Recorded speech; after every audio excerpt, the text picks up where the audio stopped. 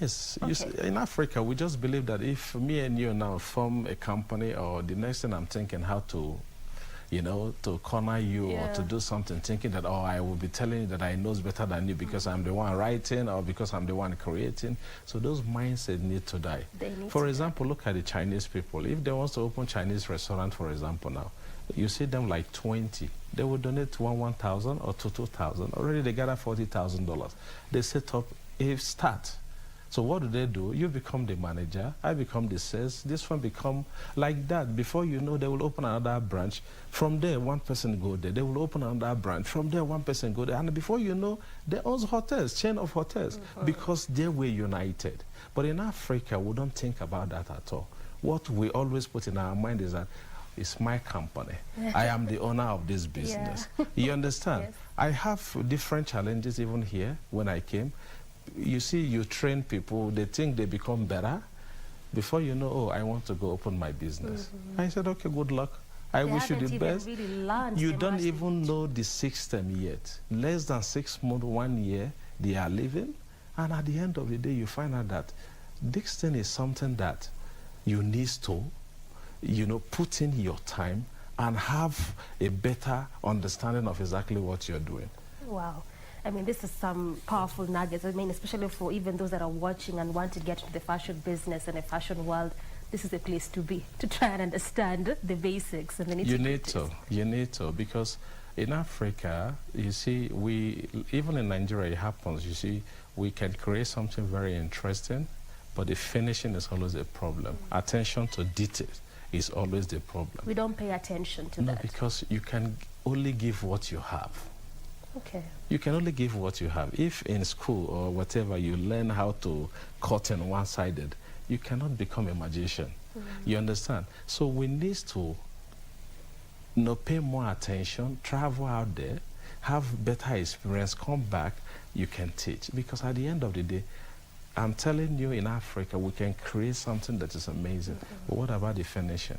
What about the quality of exactly, how can you show to the world that, okay, you can be proud and say, yes, this is made in Africa. Most African you see today, yes, they design what they do. They take this, their design, goes to, for example, Asia, anywhere, make the same dress and come back and tell you, I'm a brand. For me, you are still not a brand until you start practicing that in your local domain and making sure that other companies out there accept your product. Because you see, if you're always a champion in your house, you need to go out there and see if you're a champion outside there. That is when you see now competition comes. That is when you see now other international companies will come to our own place and compete with us as well. Because you see now, how many runway we have in Africa? Even if you see one of the best runways, Mercedes runway, is not owned by Africa. We aspire to see ourselves in New York Fashion Week, to see ourselves in the Paris Fashion Week. How can you have your own if you are not united? It's very important to just be in unity. Without that, there is no way we can move. There is no way we can move in Africa, really. Right. Dennis, again, there's that other aspect, because in as much as we really want to grow our own, in as much as we want to appreciate and embrace our own, especially now when you come down to a place like Kenya, there's always, again, that issue of, like you mentioned, the second-hand clothes. Yes, and you say that, I mean, in as much as we can get from them, we can also make our very own original, and they can equally do the same. But then, from your perspective as a designer, what do you think needs to be done? Because when it comes down to Kenya, the whole aspect of manufacturing is so limited just because of that. But then again, if we ban that, what happens to the business person who are focused on that, on those kinds of designs? Yeah, this business person needs to now come unite with the local vendors here. Because at the end of the day, if you're buying fairly used clothes for 1,000, and now I am happy that you see you start growing already cotton here. So now it is time for government as well to support us, the fashion industry, so they can be able to at least produce fabric for them, because also fabric is challenging in Kenya. I have to tell you something. If you go to looking for something that you want, or somebody has a picture that he or she wants you to replicate, also fabric sometimes, you don't get the kind of quality fabric that you're looking for. Yes, we have in some places, but you see, he needs to be like in different places so that when you come, you see fashion designers all over the world, but they just go to the neighboring place, they pick fabric here, they pick this one here, they pick that one, and before you know, they create something. It's in plenty. Yes, it's in plenty. You know, but here in Africa, sometimes you see, even when you have something in your mind, you need to wait till you now start looking for this fabric. And how many people know how to search quality fabric? How many people know where to buy quality fabric? Because the mindset is, okay, you just go to Turkey or you go to Dubai or you buy from China. But also, if you have different companies that produce different fabrics here, it will help also the people who are here to excel very fast. Because if I'm waiting for a product to come from China, a fairly used product, sometimes it takes me 1 month. And you have somebody who can produce that in 3 days for you. Which one is better? Clearly, that makes a lot of sense. So as in as much as you may want to embrace our own, there's also the place of the government. Yes. In that capacity. Without government in this planet, there is nothing that can be done well. You understand? Because they are the leader, they are the head. You understand? So they need to provide that enabling environment so that people who comes as well can excel. I see a lot of very great designers here in Kenya. A lot. But sometimes you see, even when you're looking for the kind of pin that you want to use, you don't find it. Just pin, I'm telling you. You understand that you want to use, you don't find it. So we have this kind of thing that if it's coming from only one place, that is the only way you can find it. We need to have different varieties so that whatever you're looking for, it is very easy for you to access. And once you can access that, your mind now will start working. That thing that you have in your head, you will bring it and the world will embrace it. Also, you talked a bit about that aspect of competition, and I'd really want to understand from you what exactly you do to just keep yourself afloat. I mean, there's various people to compete with, especially being a brand, you know, someone as you. So what exactly do you do? For me, I just believe that I do not have competition. You don't? Yes. Well, in the sense that I believe in what I'm doing, and I believe in my brand, that even if I don't sell it, let's say in Nigeria, I will sell it in US. If I don't sell it in US, I will sell it in Australia. Because I already have my own strategies. We're in digital world, where, you know, the world has gone even beyond your cotton. You see today now, people are taking just a photo of themselves in a mirror and you have yourself wearing the same dress. So people have gone beyond even what we're thinking here in Africa. You understand? In Africa, we're still thinking about, oh, if I can cut my fabric, I'm already a fashion designer. The world has gone beyond that. So for me, we created a digital platform online that we are now even having a representative all over the world, even from our system here in Kenya. And if we have orders, what you do, you just produce in the next 3, 4, 5 days, you send. I'm not looking at, okay, just let me sit down because there is COVID-19 and I will just like fold my hand. No, as long as every challenge comes very great solution. If challenges not come, your brain cannot be able to work for you to see something and dream of something bigger. All right, and we'll come back to that aspect of COVID-19 in just a short while. But then again, I'd also just want you to go, like, expound further again, perhaps for those upcoming fashion designers who may really want to know, because you spoke about the strategies and you talked about the online platform, which is a great space. But aside from the digital space, which other strategies can one employ being in this kind of industry? The era that we are today is a digital era. You understand? Because if you, and it helps you even as a fashion designer or upcoming fashion designer to excel the more. Because you see, in those days when you produce first, I need to look for John to wear my dress first to show, but you can even wear your dress and show to the world, this is what I made from your bedroom, and the world will embrace it. You understand? Now, if you're looking at community, you know, sometimes community also, you know, kill your mindset. Oh, it's not beautiful. Oh, it's not good. Oh, this one's supposed to be like that. Nobody should tell you. It is your vision. It is your dream. So create that thing that you feel inside you, that the world will embrace it. And have 1, 2, 3 people, I think you're good to go. I think you're good to go. You've said something very important. Just aside from that digital space, I mean, and that's why it was important for me to just try and understand from you which other strategies can one employ. That aspect of vision, is it one of those things that is really always lacking? Because you would hear someone say, I mean, I've been doing fashion for like 5 years, I can't quite see progress. Yeah, those who do... I've been creating, I've been selling, but I just don't see anything.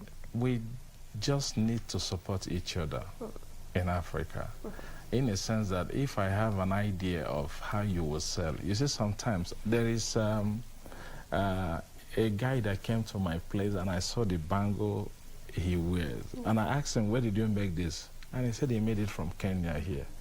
And I love this job. But this person who made this, and nobody knows him or her. You understand? Yes. So what I did was calling my team. Now we're looking for this guy to see how we can be able to bring him into our own system, because I don't do bangle. So that means if you create this bangle, what will I do? I will help him to sell this bangle, to show the world, because I have the platform to show the world. Collaboration. Collaboration. So this is exactly how we can be able to support each other to see us thriving. That is, in my own opinion. Now that brings that whole idea, the way you're saying it's important to come together, to unite, put minds together, see what we can create even as Africans. Because that's the only way you can. You imagine that when you want to pee, you're peeing here, you don't see foam, yeah? But when you pee in one place, you see that the foams rise up. Yeah. So that is what I believe that will make us, you know, because we're left behind, in my opinion. Africa is it's a continent that has a great potential. Africa is a continent that I believe is the next world. You understand? And without unity, without coming together, it will be a very difficult journey. Well, yes, we'll get there, but the journey is not going to be easy. Okay. Yeah. Now, also, I'd love to pick your mind in terms of how you'd compare these two markets. This is the market in Nigeria, and I'd love to pick Nigeria because, I mean, there's always, again, that mindset of at least Nigeria love and embrace fashion. They say that you will never miss to know a Nigerian when you see one, even if they don't talk.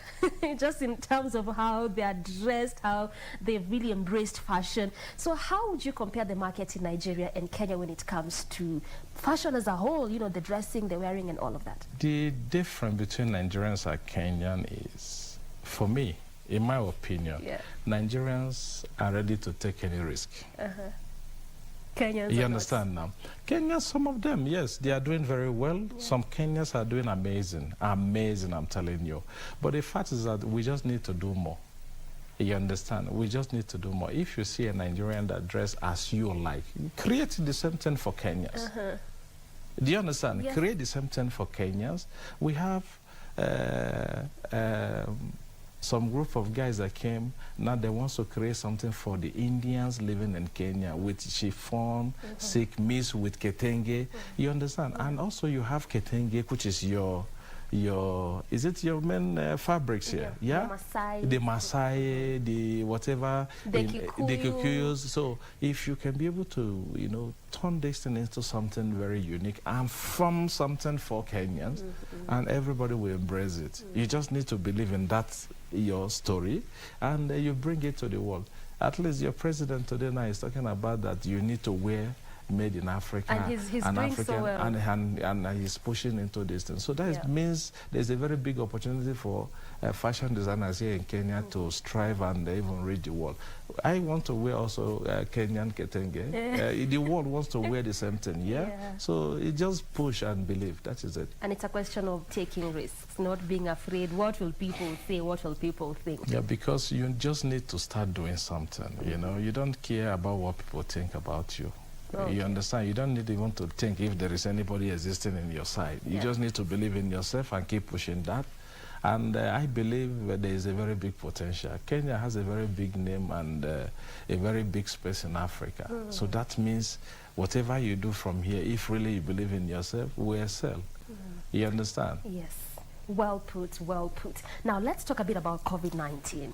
when, I mean, in the inception of this kind of disease, like I mentioned earlier, we definitely know different industries were affected. Key among them, hotel, tourism, entertainment, but also fashion space was really affected because also the way you mentioned in terms of sometimes shipping fabric from various areas. So for you as a designer, how did this take a toll on you and how have you dealt with it so far? By the way, I came to Kenya during COVID.